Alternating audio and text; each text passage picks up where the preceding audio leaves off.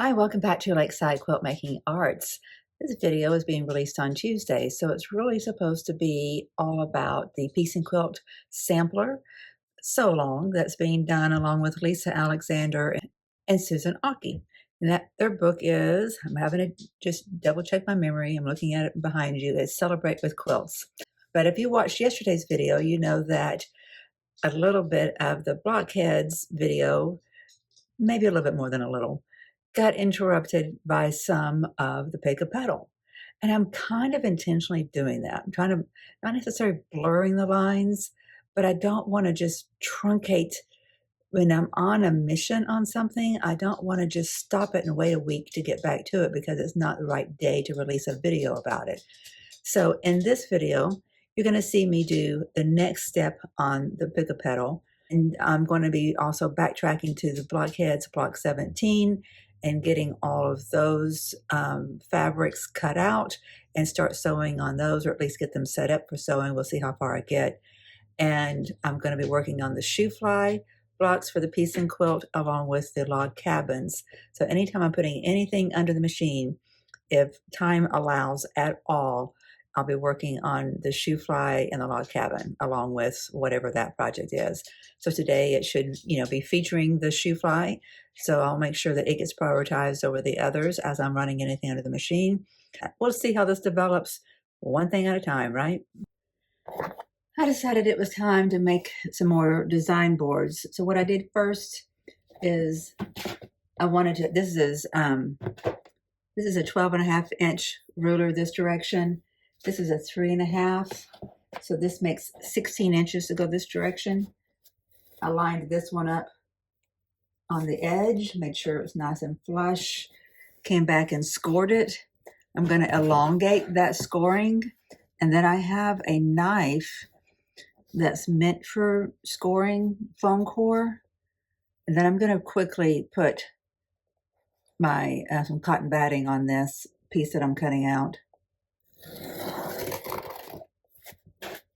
As I was cutting out my blockheads, I realized I've got no design boards left to move it over to the sewing machine. So there's no time like the present, right? It's nice to not have to go into town for 2, 3, 4 days in a row. I can get stuff done.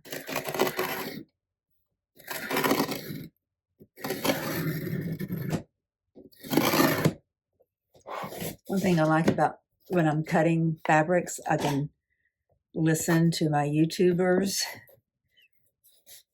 Listen to A Quilting Life this morning and watching Garden Answer right now. Watched Pat Sloan, my favorite people, some of them. There's several, actually. I love YouTube. This little cutter is supposedly just for this. We'll see how well it works. So far, it's working beautifully. I'm glad I scored, though. I'm going off. There we go. It's not well lit right there. Let me pick it up.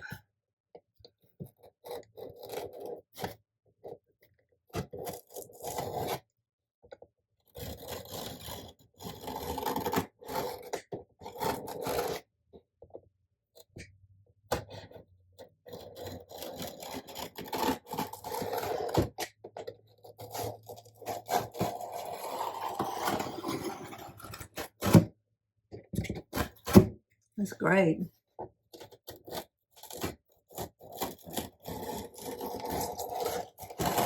don't think an X-Acto would work as nicely.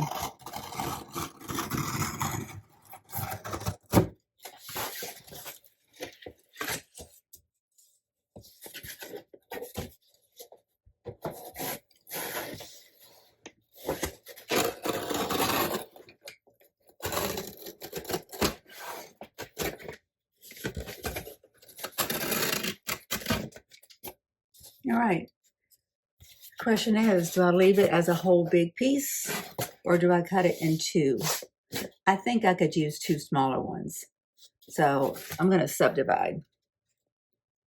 and then leave this one as a larger one, but I'm not going to put any cotton on it just yet.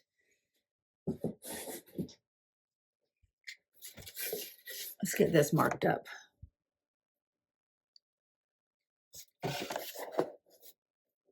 What is its dimensions this way? Yeah, so that's 12 and a half, 13, that's 19. So it's 20. So I could have a 10 by 14 is what I'd end up with. That's not too bad.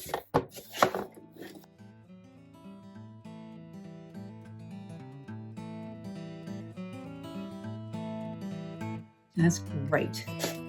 This is a great little tool. Just something that Amazon suggested to me when I bought the foam core boards.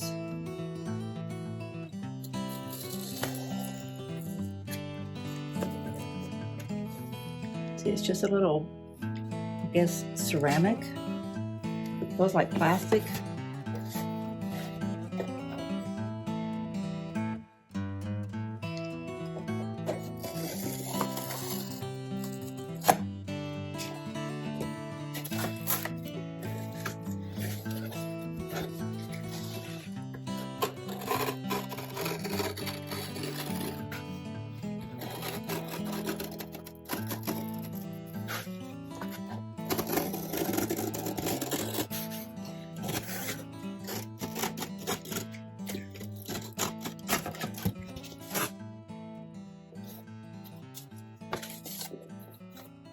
Okay, great.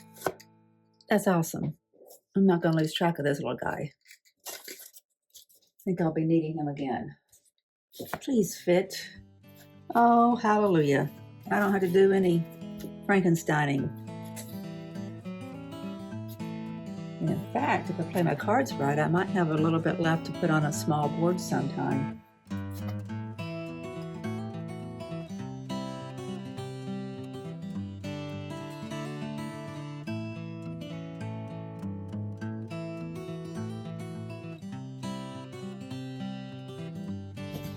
"13 minutes that took."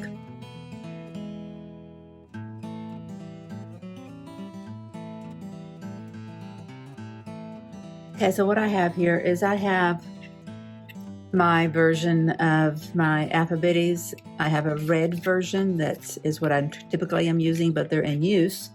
So I'm going to my second tier, which are ones in green. And then I have some left over from a project I did on a around the world quilt. And, is that? Yes, around the world quilt. So I had a lot of them just done, hurriedly done in pencil, but I've saved them and they're coming in handy. So I don't seem to have an E in the pencil, but I have an E from a green, which I can use. So I have A, B, C, D, E, F, and G right here. They don't all match, but it will do. Don't know why I don't have an E in the pencil. Something must have happened to it. Okay, I can use those to get things marked. I want to keep my greens in here.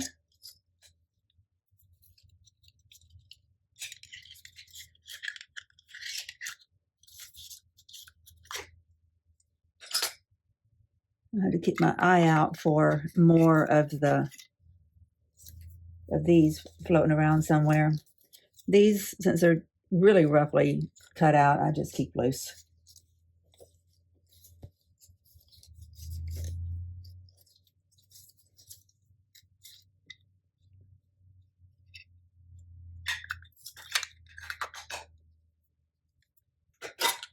Okay, this was a B that I just put on here. I'm going to ignore the numbers that are on here because they're irrelevant.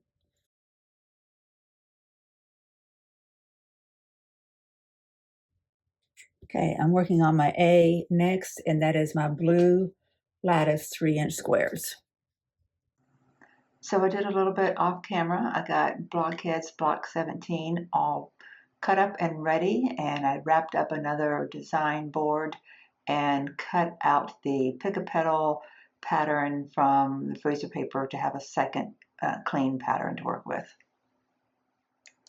Okay, I put together a second board and went ahead and cut out 4 more pieces for my fan blades, and I cut these at the 2 by 3 inches, which we discovered in yesterday's video was possibly the more preferred size because it's a minimum, because it's less waste. Is it the smallest I can get and not end up with a lot of accidental cuts and a lot of accidental oops, it didn't cover. Don't want to do that, you know. I think I could possibly go smaller. I don't know. Okay, so this is my freezer paper, and it's got some adhesive qualities to it. If I want mine to go in this progression, A1 is here. I put this on the back, and I just go ahead and press that. So I think what I'll do is just make sure I at least get this much done on the Petal, you know, just experiment by making a whole fan of these 2 by 3s and see how well that works out. And then we're going to get back to the program of the day. And that is, it's not hot enough. Alexa, turn on big iron. Do any of you have your iron controlled by Alexa? She turns it off for me. Oops. I don't need to press on that wax paper where it's not touching the fabric because I don't want it getting on my mat. Okay. I don't have to, you know, turn it to ash. I just need it to stick enough that I can. Oh, I forgot a detail. I was going to fold back all of my edges. I was going to use a card this time, like I've seen others talk about. Evidently, I do too good of a job of keeping mailers out of my house. So my concern about using a mailer, you know, or a card, this is, by the way, this is Faultless Iron Cleaner. My original iron got messed up. Something got on my mat that then got on that iron that I can't get off. I don't want to just do the salt method again. I want to try something else. And so I bought this. I haven't done it yet. But my concern about using a substance like this, a material like this, is that it is going to wear. You know, it's not as hard, as stiff as something like this. And I don't know that it's any particular advantage or disadvantage. I don't know. I mean, I seem to be getting a pretty good line with this edge, but that's pretty good too right there. Okay, so those are all pre-folded. That's great. All right, my next one is this. Gonna go sew that. So this is the one I'm trying to cover, this B or A2, I guess it is. So it goes down to here. So as long as that's completely covered, I'm good. And so it's completely covered. I sew right there. Can I get it any smaller? Let me see if I can get it any smaller. That would be all the way over. That would be all the way over. I'm going to sew it like that and see what I end up with. I got 1/4. I don't think I can get any smaller that way. So that would be 2 by 2 3/4 is the minimum that I could use. And I don't know if it's worth, you know, having to find the 3/4 mark. Okay, it is stitched. I keep on forgetting to change my stitch length, so I had to stitch it twice. I have printed off, and it's sitting on the printer, the manual for this sewing machine, so I can figure out how to program it to start at least 1.8. It starts at 2.5, which I don't like, but I go down to 1.6 or smaller when I am foundation paper piecing. All right, here's my little pink ruler. I had hidden my little ruler from myself. I had put it on the design board.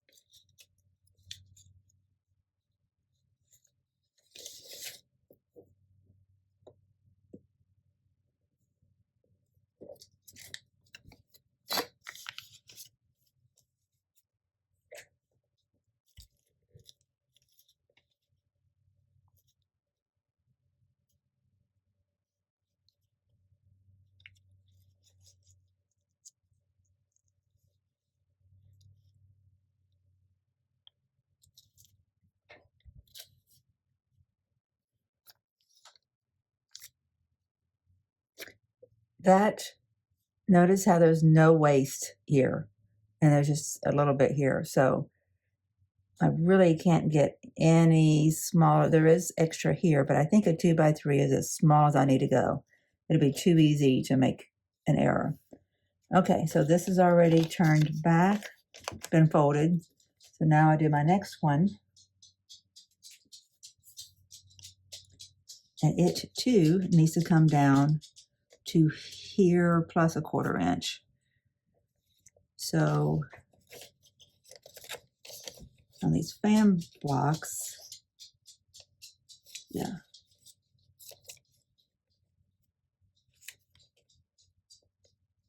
So I got a 1/4 inch there.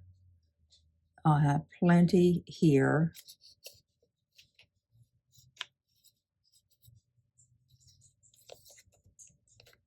Yep. Okay. Now, notice how my design goes this way. So what am I going to end up with when I am stitched right there? I'm not quite sure. Let's just sew it and see.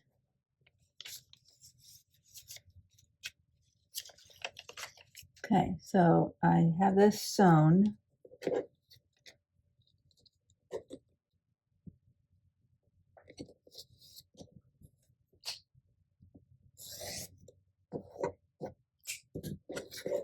Okay, I think that'll be fine. Let's see. Okay, so it should be like that. I think I'll want to see if it will. My iron's good and hot this time. Let's see if it sticks.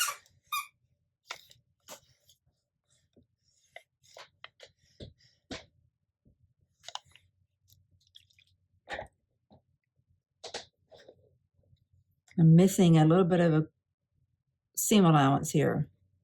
So how I did that, how I measured up my fabric is not the best way. Let's see how I do this one. Right sides to right sides.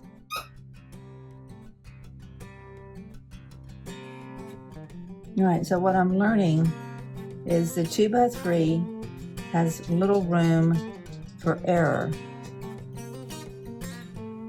You can still mess up how you put it on, how you put a 2.5 by 3.5 piece of fabric on too. So I think just how I lined that piece of fabric up was my error, and I could have made that error with a 2.5 by 3.5.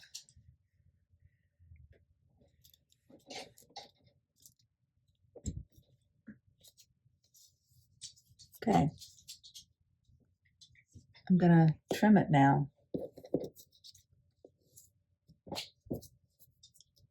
So easy. And you get precise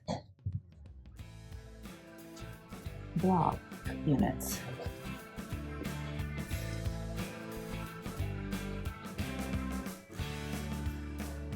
You know, the technique they teach you when you're cutting in the kitchen is curl your fingers under so that the part that's protruding the most is your knuckle, that's the furthest away from the blade.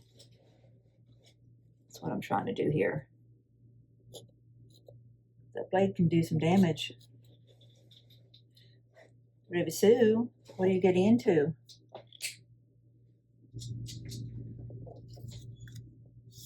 Look at that. Okay, let's peel it off and see what that looks like.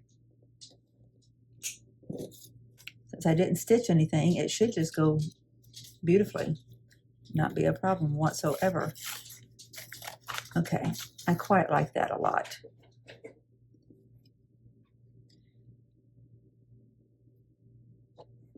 I quite like that. Let's go put it on the board. All right, this was easy. I like it a lot. It's almost effortless.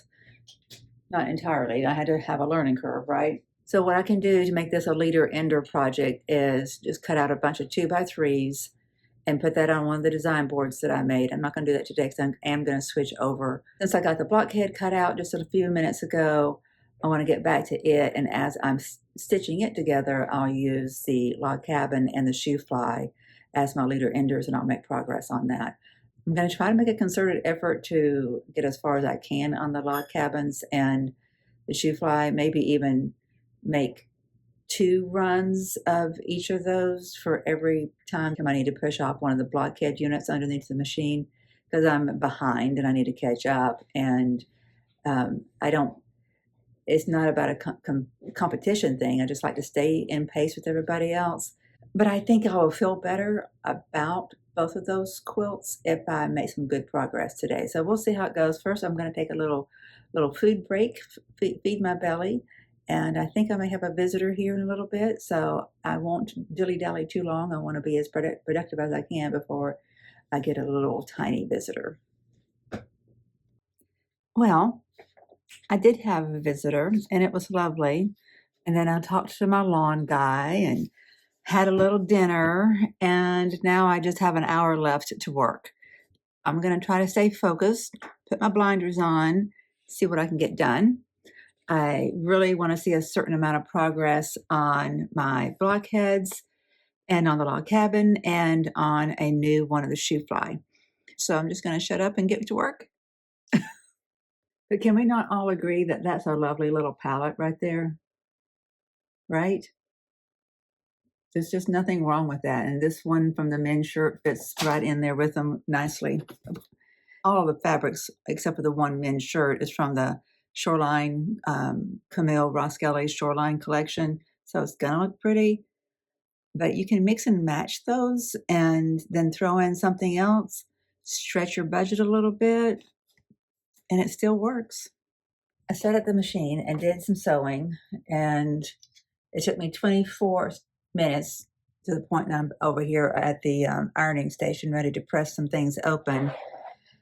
I finished the one log cabin and got started on 2 others, but by getting started on 2 others, that just means I got one piece put on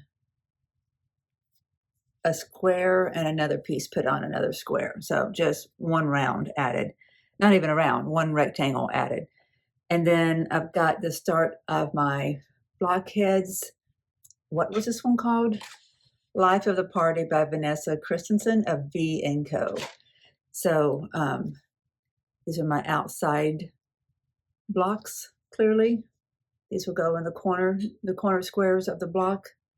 And I do like that. One of the reasons why I picked this one to be what shows up on the exterior part of the corner is because I felt like it's print, having bigger areas of white and bigger areas of blue versus this one, which reads mostly white, that this would kind of blur the lines more so of the square, which is what my objective was with this one, right? Was I was just concerned that this was going to look too modern, too rectangular, too rigid.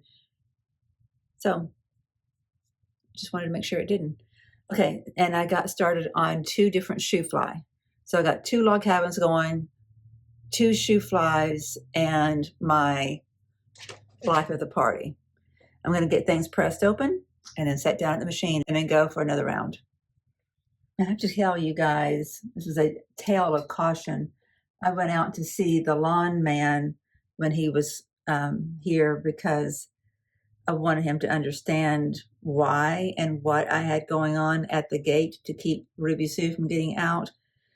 And he had a broken arm. I was like, oh my gosh, what happened to you? And he was cleaning out gutters at one of his customers' houses and fell off a roof and was sitting in sludge for 30 minutes because he was by himself. Got a concussion, whiplash, and broke his arm. It could have been a whole lot worse. So if you're on a ladder or on a roof or doing anything and you're by yourself, please don't. I come from a long family of people thinking that accidents happen to other people, and we do all kinds of gutsy stuff and we think we can do it all ourselves.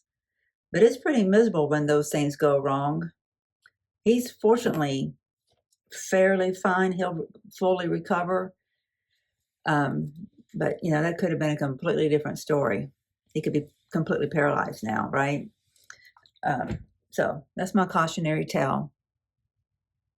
It happens to I don't know how old he is. He's either in his probably mid 40s at the latest. And, he's a fit man. And yet this happened to him.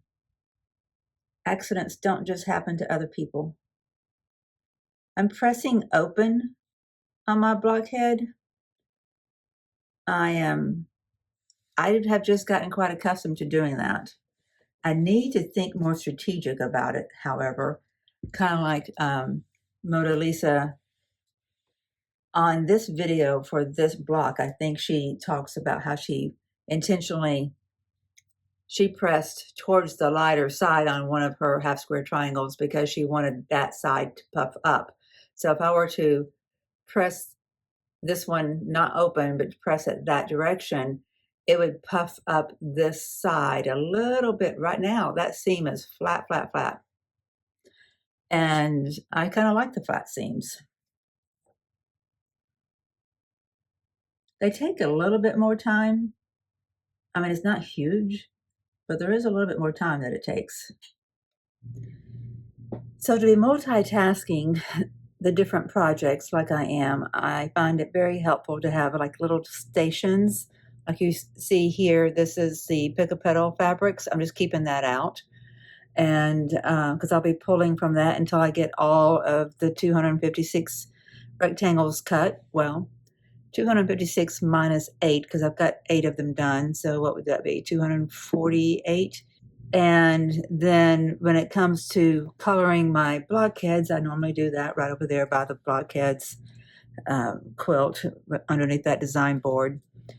And then I find it very helpful to work at this station here. I can see outside, I can see the leaves blowing, I can see the lake a little bit from a certain angle, and it's just, I don't feel like I'm closed up. I don't anyway in this house because I can, I've got a big glass sliding door. I can see outside well, and I got lights, windows here, and 2 windows in this room, and then there's 2 large entrances into this room. A doorway behind me here. I don't know if you can see that. See, there's no door to that. It's just an open doorway because it goes to the foyer. Because this was, I think, meant to be like a sitting room or something, like a public space, and not like a bedroom or anything. And there's double doors here, so it's very open. But that also takes away some of my wall space that you would normally have in a studio, which is okay. It's not so bad. But I have created a workstation here. Of course, you've seen that. And I added this light last night. I think it was last night or Saturday. I forget when it came in. It's just like the other ones I have. I have 2 others like that. And it's great. You can't really tell, but there's a horizontal bar that's 2 different. I'll cover that light so you can see. So there's 2 different, a light there and a light there, and this bright light that you're seeing that normally is pointed down a little bit more than what you see right now. So that creates an additional station there where I can actually have enough light to actually see because there's not an overhead light. So my point is, with all that said, is I find it very helpful to have different little stations where I've got certain things out and I'm leaving them out. If I'm multitasking every day with each of my projects and moving them a little bit further down the road, it is doing what I said I was trying to achieve, and that's being able to think more complexly. To multitask a little bit gives me a little bit of a mental workout, which is good. Get that mind sharp, right? It's always a challenge as we age. This is a crooked, I'm going to just take this off. I don't like how this was. I'm not going to try to compensate for it. Using the seam rippers is too easy. This is one of the log cabins. I'm just going to take it down to right there because I like how it's stitched up to there, but from there on it seemed to take a turn. I don't know why. I thought I was paying attention. So I'm not going to press that one open. That one goes back on the board. And I just keep on, I'm opening up everything. I've got all of these half square triangles for the blockheads and for the Shoofly. I'm just opening them up. I'm working on 2 of the Shooflies. The procedure is the same as what you've seen before on all of it, on making the half square triangles. When I get to the point of making my quarter square triangle, I'll show you how that comes together. But right now, I'm just getting all the half square triangles put together. And then my understanding is that the 2 half square triangles that are the same size get married up. Let's see, you got this, and I think those get married up like that. And then you sew this way, draw a line and sew on either side, and then when you open up, you'll have that. Does that make sense? That's what I believe is going to be happening. It's been a little bit since I've done a quarter square triangle.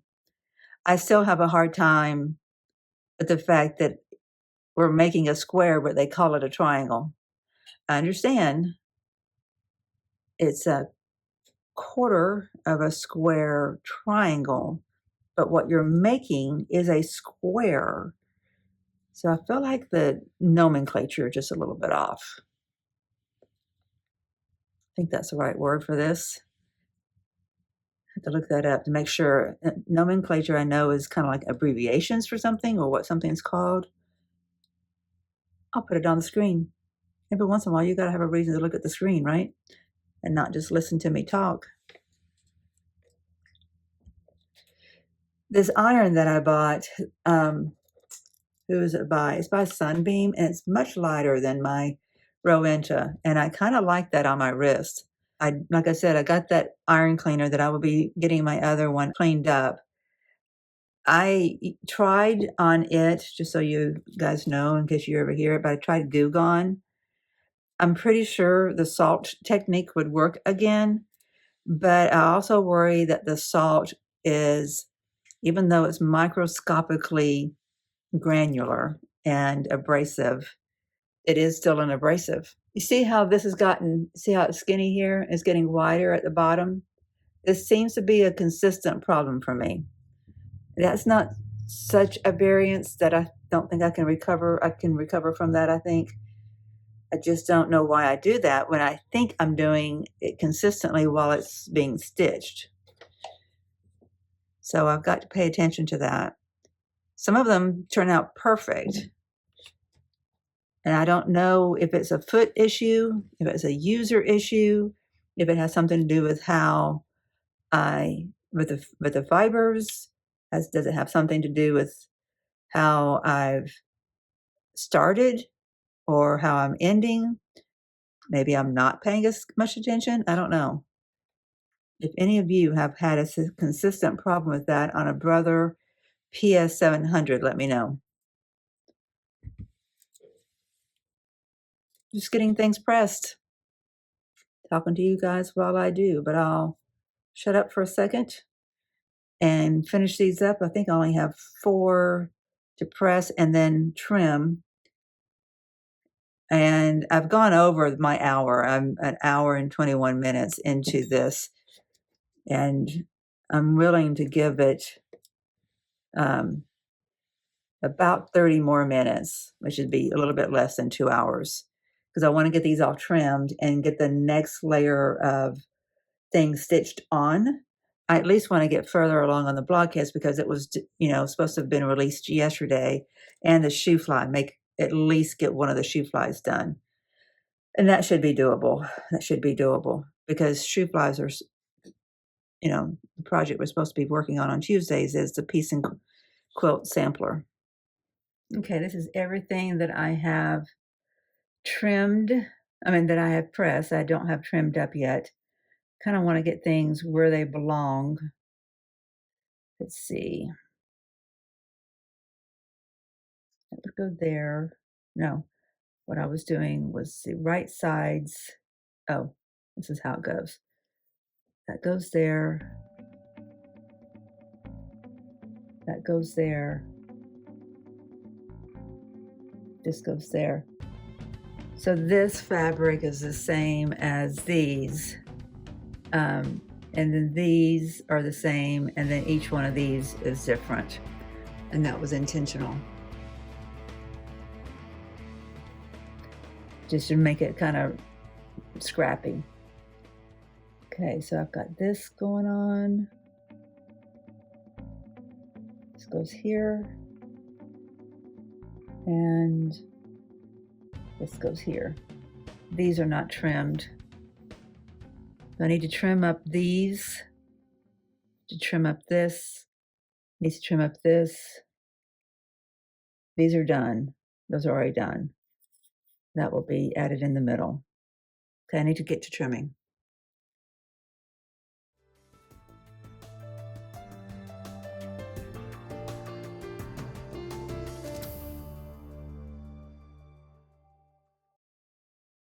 Okay, this is an important step. I was just measuring, this is my CD, E, and F half square triangles, and I was just measuring them, and they just measuring an odd size. So I went back to the pattern, which I really should have been reading better than I was, but I read it in time. I'm not supposed to trim this one. You're not supposed to trim these.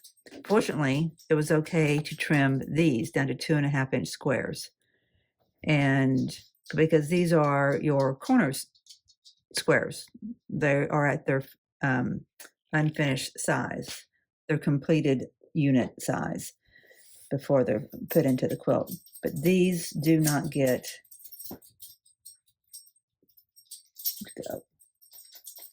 these do not get trimmed yet. Yep, pretty sure I know what to do with those.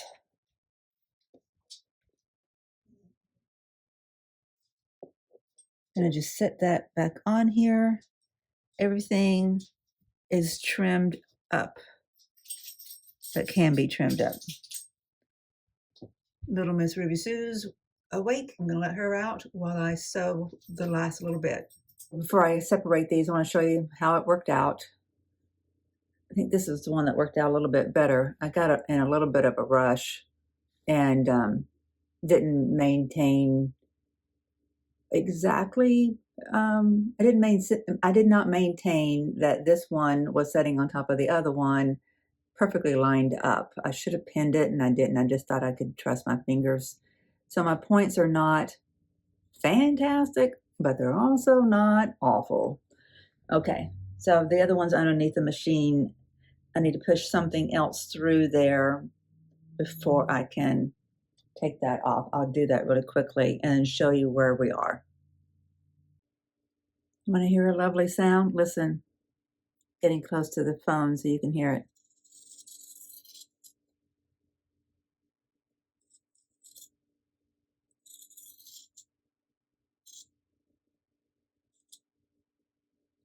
I love that sound. Don't know why. Something's wrong with me. So the little log cabin one that I had sewn kind of cockeyed, that's fixed. That needs to be trimmed. This one, my quarter square triangles, those look pretty good. See how they look on the other side, should be fine. Yep, looks pretty good. Here we go again, here's that sound.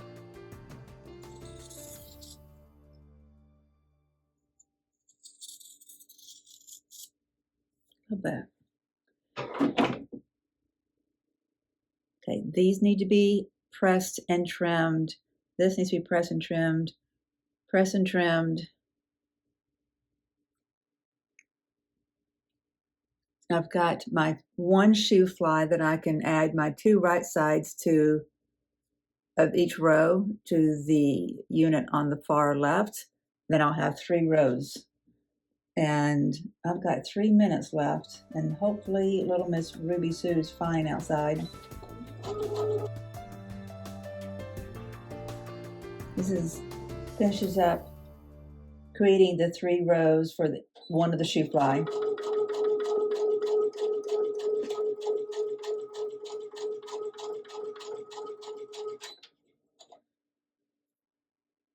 Okay. Take all of this off.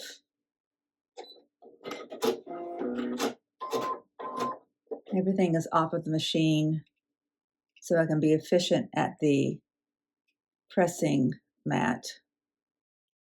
Okay, I wanted you guys to see this because I've done so much off camera. I didn't want to do this part off camera. I want to talk about this a little bit. So how these are made is you're making 2 half square triangles. You don't trim them. And then you lay them on top of each other with their seams, their original seams on top of each other. And then you draw a line, and then you're sewing on either side of that line, just like you did when you're making your half square triangles. But this time when you're making your half square triangles, each side is made out of triangles. So you've got 4 triangles. Okay. So these are oversized, and these are getting shrunk down to 2.5 inches. So there's a good bit of overage.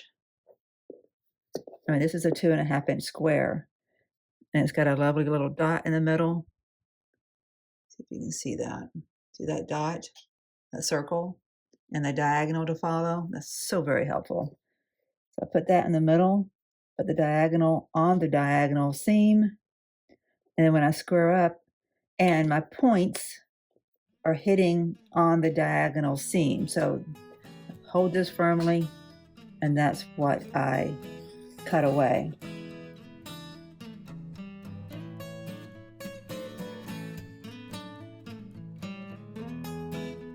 These are pretty, aren't they?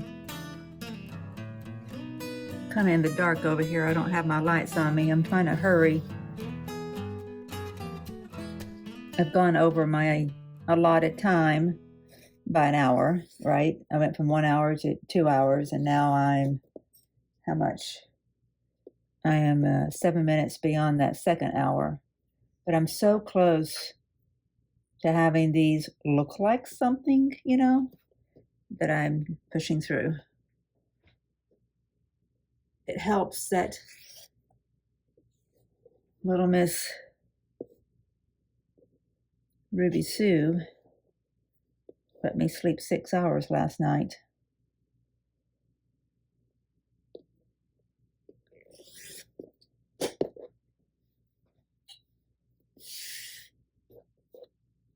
Those colors just make me happy. I love them. I hopped on to the Moda Fabrics Facebook page during my lunch break, and I didn't spend a lot of time there, so maybe there's plenty and I just didn't see them. But I didn't see a lot of this block, but I did see 1 or 2. And the ones that had handled things similarly to what I'm doing, and that's just scrappy, all in similar value with, there's some variance in value here, right? But not jarringly so. Anyway, those are the ones that I liked the most. But one person created a very interesting block that doesn't look anything like this, just based off of how she colored it. And I need to pay attention to what her name was and try to follow her on there.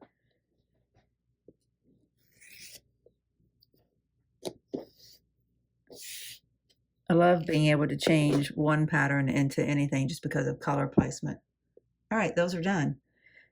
Now, hang on. Okay, so this is what we have going on here. We have our G that will go in the middle. And I believe, yes, that. And I think we're rotating these. Is that what we're doing? Okay, so if I want to do that,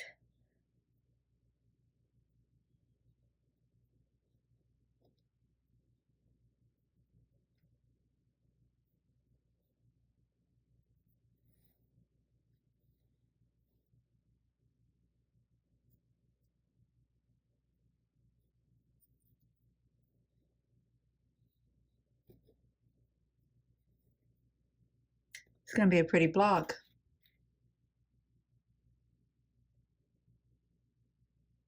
Yeah, I like that a lot. I like how, yeah, I like that a lot.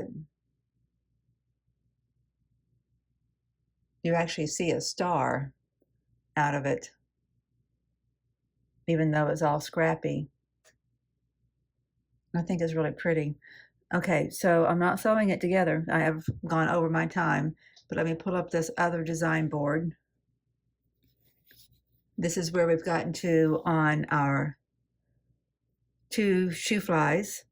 This will bring us up to 7 Shooflies as soon as these are sewn together. So the 2 right sides of these units are put together. They got to go with the row mates and then connect the rows. So then I'll have 2 of these. So I finished the one log cabin that I was already working on and have 2 more log cabins in the works. And I'll finish on these tomorrow and work on these some more and finish the blockhead. And of course, tomorrow, Moto will send us out number 18. And who knows, I might get started on that a little bit early. Just keep it in the mix. Just keep on going. I need to get kind of ahead of things so I can get back to my unicorn and then to my Mars quilt. And I feel like once I'm on pace with everybody on the piece and quilt, then I can do that. I know that my pick a petal is always going to be behind. As long as I'm consistently working on pick a petal, I'm fine. But I don't want to also get behind on my piece and quilt sampler. So I'm going to keep on working on this one and stay in step with everybody else. And then when I feel like I can do that and I can reliably do that, then I can get back to the unicorn and the Mars quilt. That's not exactly where I wanted to get to by the end of the day. I wanted to be a little bit further along, like everything that you saw just now that was almost finished. I wanted to have those finished and working on something else. But I also had a lovely day. Had a nice visitor. Along I took care of my yard. You know, progress was made in multiple areas of the day. It was a delightful day. I can't complain. Sometimes things just take a little bit longer. I am learning, that one thing I want to point out that I've learned with my log cabin blocks, see if you can tell, I cut these out, all these rectangles, cut them out 6, 7, 8 layers thick at a time. And so some of my fabrics that are directional aren't exactly how I would want them cut out. They're not horrible, but you can kind of tell that that's askew. I don't know how well you can tell on camera. Doesn't look too bad on the display, but bothers me in person. Maybe it's easier to see on this one. Can you see how those are kind of at a diagonal? They didn't get cut on the grain. And it's not going to be bad. And the holes, you can't really tell. I'm not letting it bother me. I'm just noting that by trying to be efficient and cutting out several at a time, it was just essentially sloppy, and that's not awesome. So I made progress on everything, though. On the Pick a Petals fan blades for the border, made progress there. I feel good that the 2 by 3 inch rectangles is the way to go. That's what I'll cut out going forward. So maybe tomorrow I start off by just cutting up several of those and putting on a design board so I can have that going in the middle of all this. So stay tuned. We'll see. But between Pick a Petal, 2 different blocks on Pick a Petal, Piece and Quilt Sampler, making progress on 2 different blocks in it, the same block, but 2 different ones of it. And then the Blockheads, I feel like it was a pretty productive day. Before I leave you, I want to show you a viewer's blockhead. Do you remember talking about foundation paper piecing? The block that we had for foundation paper piecing, I forget the number that it was, but if you've been following along on Blockheads, we all know it because it was an intimidating block. It beat me up a little bit. I produced that block, and I think in 3 or 4 different videos, part 1, 2, 3, and maybe 4. I think it's just 3. And it was intimidating. I learned a lot, and I got comfortable with it. And like I said, it was kind of calling my name, so that whenever I got to this one, the fan blades were Pick a Petal, and I was given the opportunity to do freezer paper. I thought, well, let's take what I already know and let's apply it to freezer paper, because I got acclimated with the Blockhead. Well, I got a message from another viewer, from one of you, and Annette, and she sent me hers in today. And it was, I think she did a beautiful job. It was just a burst of joy is what I thought of as soon as I saw it. I thought of kind of a Havana island kind of colors. I don't know why. I don't know why. Like, if you were to tell me to design something that was aesthetically Havana and island, I wouldn't know where to start, but I looked at her block and that's what came to mind. I think she did a fantastic job. She said she was intimidated by it too, and so she's just now getting around to it. And I think that's the way we all do.